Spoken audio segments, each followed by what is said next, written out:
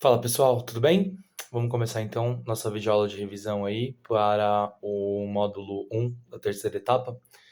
E como vocês viram, né, um dos principais temas que nós vamos ter é o governo Vargas, né? Então, o primeiro aspecto que eu queria comentar com vocês para revisão é o processo, né, que vai culminar na Revolução de 1930, destacando aí os aspectos sociais e políticos, principalmente, né, que vão conduzir esse processo revolucionário que vai levar o Getúlio Vargas ao poder, né? Então, para isso, a gente precisa lembrar que vários setores da sociedade, na década de 1920, faziam uma oposição bastante ferrenha ao governo da República Velha, né? Principalmente do ponto de vista político, né?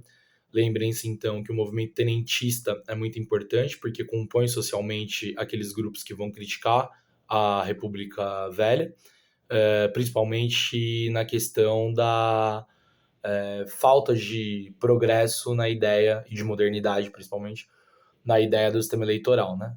Aquele sistema eleitoral bastante manipulável, né? Por meio da estrutura do coronelismo e do clientelismo, vai ser visto como uma afronta pelos tenentes, né? Aquelas camadas mais baixas e jovens do exército brasileiro. E esse movimento vai começar a fazer muita oposição à República Velha.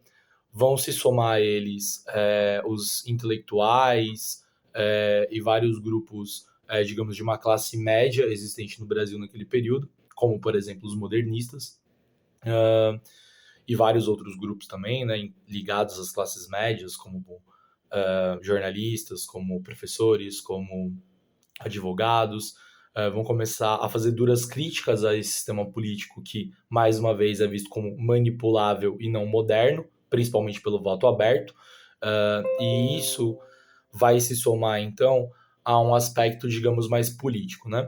Vamos lembrar, então, que, primeiro, todas aquelas oligarquias que existem nos estados que não sejam de São Paulo e de Minas Gerais não vão participar, né, no caso, do jogo político da República Velha.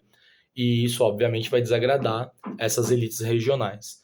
E o poder político federal no Brasil naquele período era disputado exclusivamente pela oligarquia de São Paulo e pela oligarquia de Minas Gerais, daí vem o nome da República do Café com Leite, né? E o ponto que vai desencadear a Revolução de 1930, nós podemos dizer assim, é o processo que vai ser rompido por São Paulo, que já tinha, né, um presidente, no caso Washington Luiz, que governou de 1926 até 1930, e ele era de São Paulo, e o seu sucessor, pela política do café com leite, deveria ser um mineiro.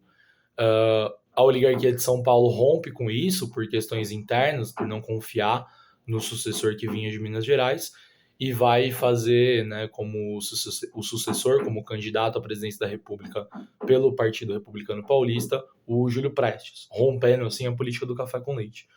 Com essa ruptura da política do café com leite, aquelas oligarquias das elites que não jogavam o jogo da política do café com leite vai se somar à oligarquia de Minas Gerais, chamada assim, portanto, de oligarquia dissidente. E todo esse grande bonde que vai criticar a política do café com leite, a República Velha, vai ser articulada por meio, né, da liderança do Getúlio Vargas, que na época era governador, né, do Rio Grande do Sul. Na época o cargo era chamado de presidente do estado, né, do Rio Grande do Sul. O Vargas vai conduzir isso, então, que ficou conhecido como a Aliança Liberal, e vai disputar a eleição de 1930 contra o candidato do PRP, o Júlio Prestes, né?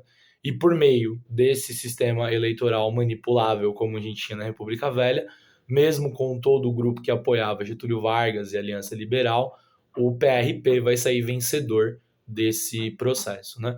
Pós-eleição, a gente sabe, João Pessoa, que era o vice na chapa de Getúlio Vargas, vai começar a fazer várias denúncias Brasil afora, escrever em jornais, vai ser assassinado em uma situação bastante é, inconclusa, né? Não se tem exatamente uma resposta do qual foi o motivo do assassinato, mas quando ele é assassinado, né, isso acaba, de certa forma, sendo o despertar da força revolucionária, que vai ser conduzida pelos tenentistas, que vai ter o Getúlio Vargas como liderança, e que vai lá em novembro de 1930 depor, né, fazer a deposição do presidente Washington Luiz nesse movimento revolucionário e vai entregar o poder ao Getúlio Vargas, o principal líder da oposição do período.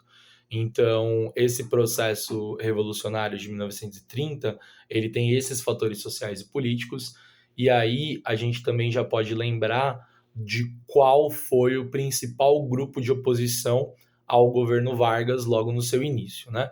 Se o governo Vargas ele tirou do poder a oligarquia de São Paulo, há de se supor que essa oligarquia de São Paulo não vai ficar calada, né? E eles vão organizar, então, uma espécie de contra-revolução, um movimento que vai tentar depor o presidente Vargas, dizendo que o presidente Vargas não tinha o direito de governar sem uma constituição. Por isso que esse movimento, liderado pela oligarquia de São Paulo, né, que tem a força das elites cafeicultoras paulistas, vai ficar conhecido como movimento constitucionalista, né? Que no final das contas pedia que o Vargas criasse uma constituição, mas no final das contas o objetivo desse movimento era derrubar o presidente Vargas e trazer de volta aquele esquema político que beneficiava essa elite de São Paulo. Esse movimento ele foi derrotado pelo Vargas lá em 1932, mas apesar da derrota, a principal consequência que nós podemos citar desse movimento é a Constituição, que vai ser criada, né, e proclamada em 1934, inaugurando aí o período constitucional do governo Vargas. O Vargas ele governa num governo constitucional até 1937 e, como nós sabemos, também por meio de forjar, né, o chamado Plano Cohen, ele vai conseguir dar um golpe para permanecer no poder, criando assim uma ditadura, conhecida como a ditadura do Estado Novo, que tem como seu principal elemento, né, as características de uma ditadura muito próximas do fascismo italiano, né? E essa ditadura que o Vargas inaugura em 1937 vai ter como característica o famoso tripé de todas as ditaduras, usando a censura, usando a propaganda política e usando também a perseguição aos seus adversários, aos seus críticos, à oposição de maneira geral. E justamente por isso que ela se caracteriza como uma ditadura. Então, o primeiro elemento que a gente vai comentar aqui das características do Estado Novo é a forma como o Vargas ele implementou uma política de censura nos principais meios de comunicação críticos ao seu governo. Ele também vai implementar um sistema de propaganda, né, do seu próprio governo, para, de certa forma, se aproximar das massas e criar uma ideia de que o governo ele era muito importante, muito fundamental e organizando assim os corações e as mentes da população. E também a outra característica é o uso do DOPS, o Departamento de Ordem Política e Social, para perseguir os seus opositores.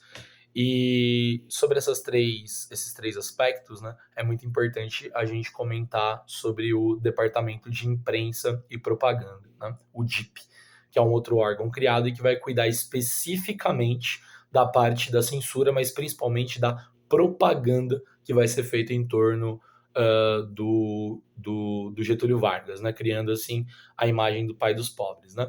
Vocês precisam lembrar que o DIP, além de censurar os principais veículos de comunicação, ele também era responsável por fazer a propaganda, usar os rádios principalmente como principal meio de comunicação para propagar uma imagem do Getúlio Vargas de que ele era o amigo das crianças por meio das cartilhas escolares feitas pelo DIP, que ele era o pai dos pobres, como a Voz do Brasil, por exemplo. Desculpa, a Voz do Brasil atual, né? A Hora do Brasil à época.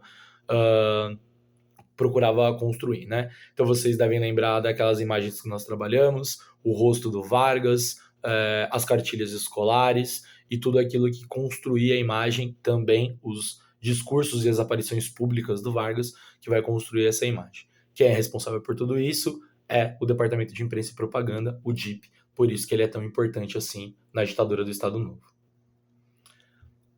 Durante o Estado Novo também que o Brasil vai participar da Segunda Guerra Mundial.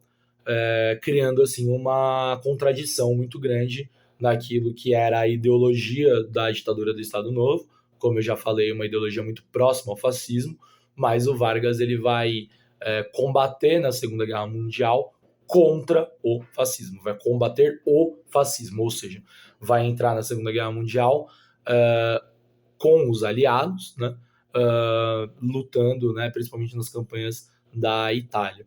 E essa entrada do Brasil na Segunda Guerra Mundial revela o aspecto pragmático da economia, principalmente, do governo Vargas, né?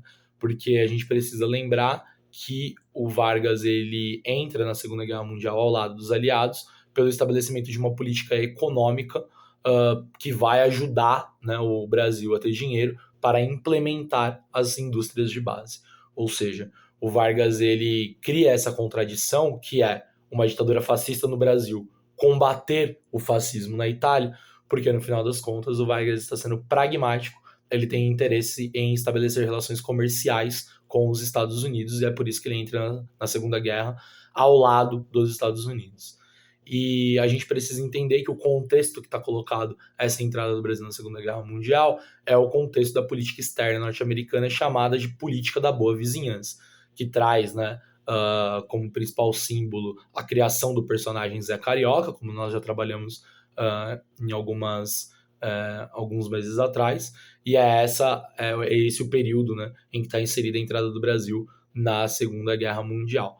Então lembrem-se que esta entrada do Brasil na Segunda Guerra Mundial está colocada dentro desse contexto mais específico, que é os Estados Unidos buscando estabelecer uma política de alianças, principalmente econômica, com o Brasil. E agora, sobre o Plano Marshall, sobre o Plano Marshall não, desculpa, sobre a Guerra Fria, nós vamos comentar, né, especificamente o que foi o Plano Marshall e quais os seus objetivos, né? Então vocês sabem que a Guerra Fria envolve, né, aquela disputa entre as superpotências por terem mais países adeptos à sua ideologia e da sua política econômica, e isso vai fazer com que os Estados Unidos estabeleçam um plano de ajuda econômica, que é o Plano Marshall, que vai buscar injetar dinheiro na Europa para reconstruir a Europa, mas esse plano que é econômico tem um objetivo político, impedir que os países europeus se aproximem do socialismo. Então lembrem-se que o Plano Marshall tem essa característica. E eu vou pedir para que vocês também retomem os principais aspectos de cada uma dos conflitos, né, da Guerra Fria, que a gente trabalhou naquela aula invertida, para que vocês possam aí também realizar o exercício sobre esses conflitos, ok? Então lembrem-se que os conflitos eles são a Guerra da Coreia, a Revolução Chinesa, a Guerra do Vietnã e a Revolução Cubana. Peço para que vocês revisitem aí as anotações de vocês sobre essas características para que vocês possam realizar a última atividade. Fechou? Beijo para vocês, boa prova e é nóis.